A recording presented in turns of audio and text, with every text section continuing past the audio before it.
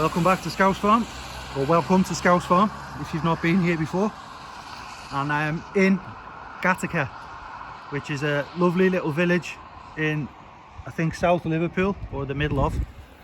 And you're now seeing, I'm not going to get too close because a lot of the buildings you're going to see today are still occupied, people live in them. So for privacy, I don't want to go poking through people's windows. But this here is the Grange Lodge, and that is the oldest building in Gateacre, and it dates from around the early 1600s, I think. And next to it you've got a nice little view of some like mock Tudor paneling on the front of this building. And again, I'm not going to get too close, but what we're going to do now is walk you into the actual village. And being a Saturday morning, there's going to be a few cars to dodge and people to dodge, but we'll get there in the end. And Gateacre itself was not absorbed into Liverpool until basically it started off its life as sort of a place to stop off on the way between Hale, which is the Mersey stop off near Speke, and West Derby, which was the main area of this section of what was Lancashire at the time, before Liverpool was even, look at these lovely gorgeous buildings, before Liverpool was even a city, because Liverpool didn't get city status until 1207. But Gateacre can trace its origins back to around the 1100s, and it is a stop off where people used to stay for the night in a couple of the pubs you're about to see. And you can see these Sora cottages now. These are absolutely beautiful. You've got all of the sandstone around the top of the windows, and that sandstone is used a lot in Gateacre because it comes from the local area quarries in Woolton. So for those who live around Woolton and Woolton village area, you'll know about the quarries. Oh, sun's bursting through over the top there into my eyes. And a lot of the sandstone quarried local was used in all of the buildings, which is great because it means you don't have to ferry it in or bring it in by horse and car from Yorkshire and other places. Just look at them old doors there, again without getting too close, just to give you an idea. So you've got sandstone cottages with these lovely, what look like old stable doors, in these beautiful little cottages. And the name Gateacre, there's a couple of theories as to where the name origin comes from, but basically I've picked out two of the most likely, or what I think are the most likely. And one is Gata, G-A-T-A, is an ye old English for the way, and acre is field, so it's field way, or the way to the field. And then there's an Anglo-Saxon derivation of the word where it basically means a plot where goats are kept.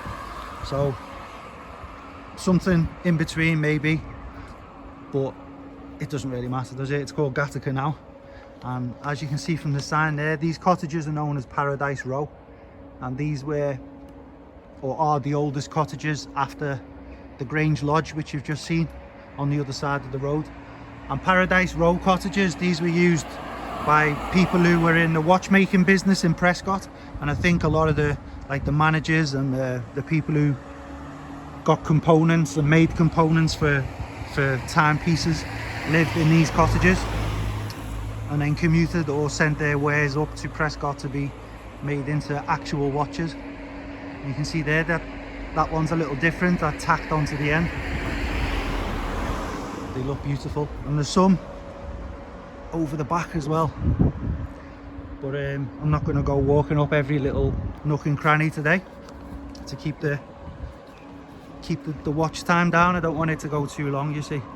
And it says now riding school, but this with the mock Tudor on the top of it, these were polo pony stables back in the day, so there must have been a lot of interest in playing polo. And it's now residential properties called the Grange Mews. I'll just pop you in the side there, and then you can see what the cottages look like. They're just fantastic. Look at that. It's literally like stepping back in time. And Gateacre again, it wasn't originally a township in its own right. It bisected the boundary of what was Much Woolton, M-U-C-H, Much Woolton, and that is where Woolton Village is now. So that's that away somewhere. And Little Woolton was the rural areas, which wasn't basically centred on the village of modern day Woolton.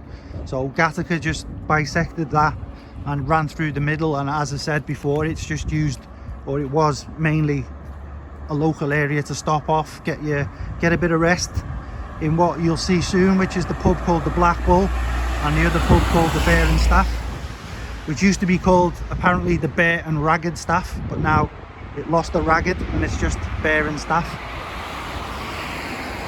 These are fantastic.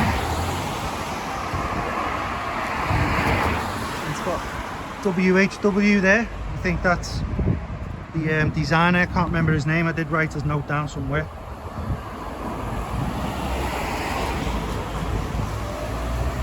And once we get over the top here now,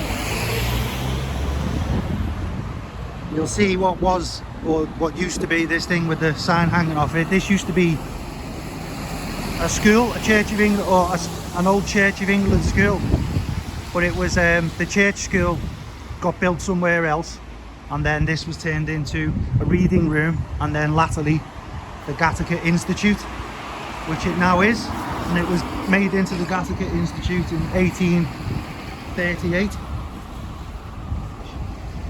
Hopefully you can see that without the sun coming through on the camera, but here's the sign at the top. Looks a bit ropey now with the Sky Sports thing hanging off the bottom of it, but you know, these are the times we live in. And yeah, as I say, the school got moved elsewhere. See if this garden's any good. What can we see? No, pretend you didn't see that. And this side is just modern shops in Gateacre village now, so for the purposes of this video it's not of interest. And we're going into another part of the old school, which is good. You can see now a few more of these old cottages, which I still think look better than any of the modern stuff. And if they're well maintained, them old cottages, I used to have one myself, or live in one myself, and as long as the damp course is sorted, you can have a good quality life in an old cottage. You don't need all this modern boxy type mentality where, you know, there's no airflow and everything ends up mouldy. Let's go in this car park. But this is the back of the Black Bull pub, and this is where the horses and carts used to stop off on the way from Hale to West Derby. And I imagine it was the same for it was a pack horse trail, so imagine any sort of trade coming in over the Mersey, that would be brought up through Gateacre, and they'd stop off here, get the horses sorted. And it was Sir Andrew Berkeley Walker who lived here in the late 1860s, and he was knighted in 1877. And for those historians amongst you, you'll know Sir Andrew Berkeley Walker is the individual who had the Walker Art Gallery in Liverpool city centre built.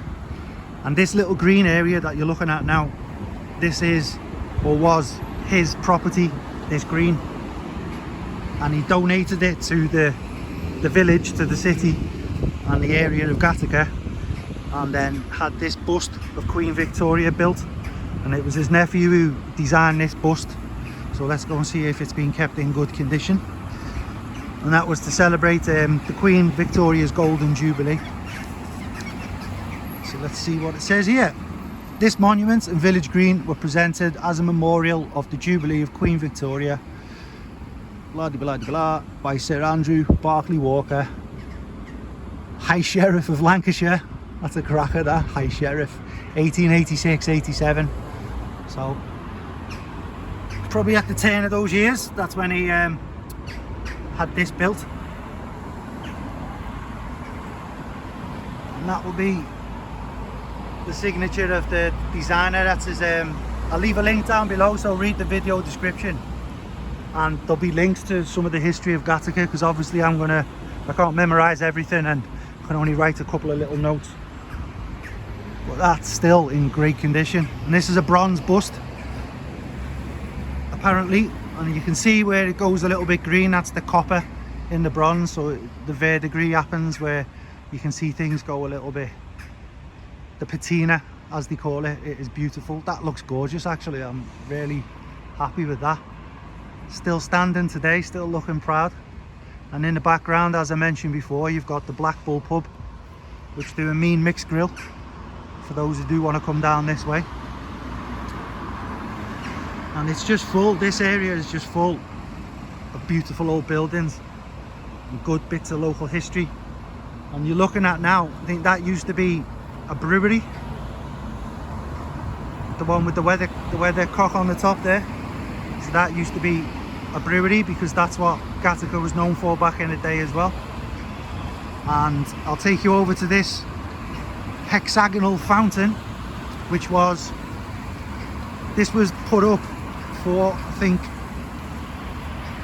it was someone who was in charge of the chairman of the Liverpool Water Committee for what would be the modern day council, and his name was John Hayes Wilson, and he done a lot for water, sanitation and such back in the day. So for some reason or other he ended up with a memorial, and this was a water fountain, and I think it's a little bit dilapidated now. It's not used as a fountain anymore, but this was gifted and put up upon his death in 1881. So he was very well revered by the sound of it, to have something like this built in his memory. I'm not sure if there's any plaques on it, but you can see the writing on the top. Got erected by the people of Gateacre in memory. Let's see if I got his name right. Oh, just kicked the pigeon. Oh, that means. Oh, John H. Wilson. And this was put up in 1883, but I think he passed away in 1881. And it used to be a working fountain there in the middle, as you can see. And what do we have today? A nail. So now we have a nail. And for bird lovers, turn yourself away. That's what I've just walked into. Dead pigeon. Or he's been listening to me rabbiting on and he's just passed away with boredom. Oh, that's brilliant, that. The old brewery. A great building. Now I'm going to walk you up to show you one of the other oldest buildings, which is the Unitarian Chapel, which was built in 1700, and it's down this little road that you're going to join me on in a little while when I can get a spot to cross the road. Over some more of these lovely little cottages now. I have to keep turning my head around them, don't want to get knocked over. But it is quite tight roads if you are driving up here, and there's not many places to park. But in the late 1800s, Gateacre, he started building a lot of mock Tudor, like a mock Tudor revival period ensued. So the sandstone buildings of the past started getting replaced with all of that black and white mock Tudor stuff. And this pinch of east that I'm walking past now, this used to be the bank building. I'll just spin you around so you can see it. And the chapel is on here on the corner of Sandfield Road. So I'll just spin you around first to let you have a little look at the former bank building on the corner, which is also fantastic. Look at that. And originally, as I say, it was a bank, but it was used also as Gateacre become more prominent. It was used as a telephone exchange in 1889, so that gave it a little bit more prominence, the area of Gateacre, if it had its own telephone exchange, apparently. And a good little point about this, again for the historians, was it was designed, and it's an early work example of Walter Aubrey Thomas, who is the designer of the big liver building, the Royal Liver Building on Liverpool's waterfront, which is Grade 1 listed and has World Heritage status. So this is when he was cutting his teeth. But I think this is also a great example of a fine architect, most definitely. And I am also standing now right outside the Gateacre Unitarian Chapel.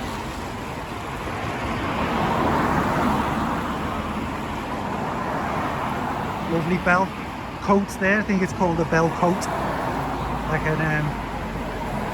like a dove coat.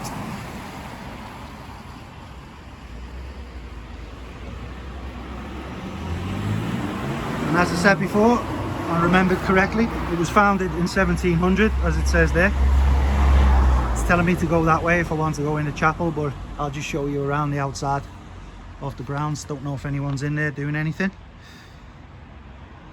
And this was built in 1700 following quite an important piece of legislation, because in 1689 the Act of Toleration was passed in Parliament, which meant that people could practice their own freedom of worship, basically of their own religions and sects or whatever.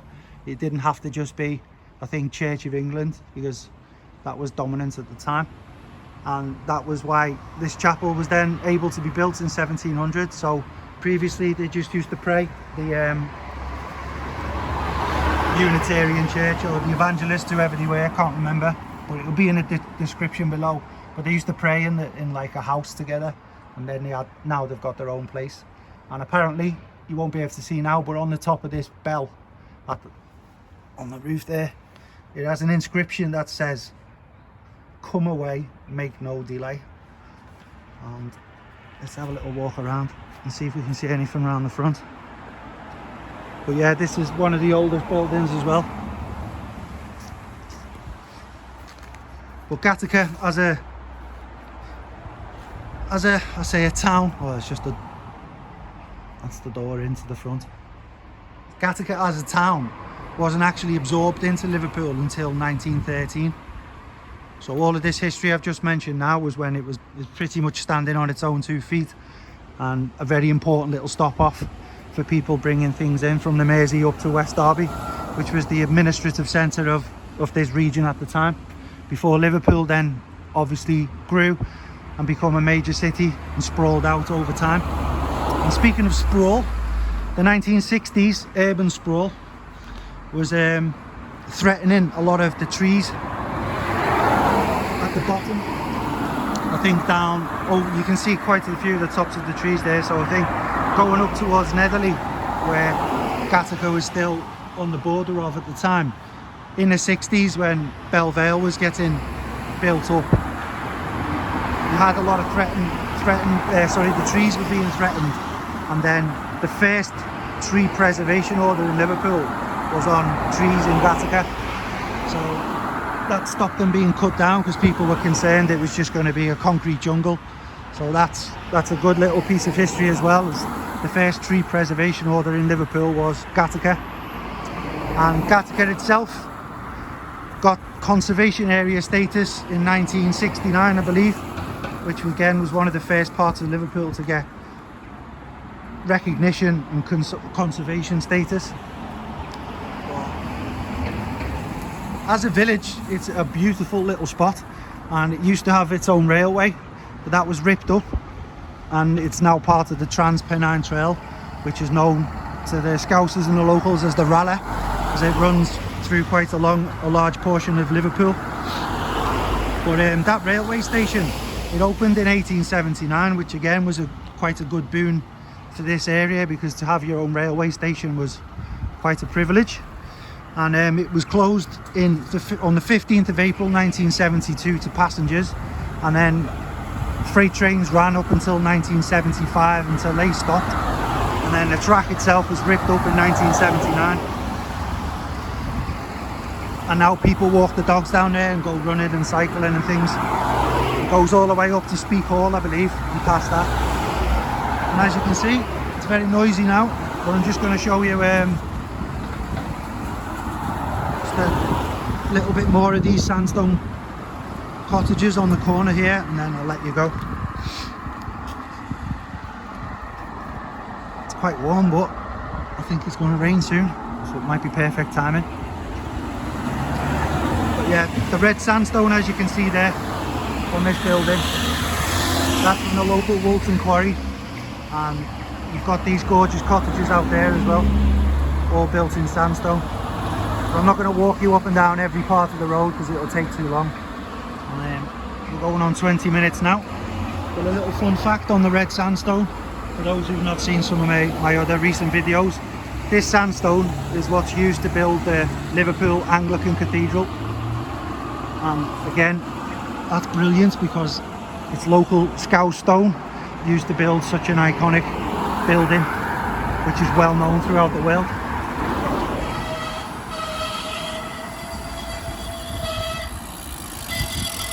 And Woolton is up that way. And I'll just leave you now with a little bit of mock Tudor architecture. So thank you very much for watching. Please give the video a thumbs up and subscribe to the channel if you're new in Scouse Farm. We'll see you all again soon.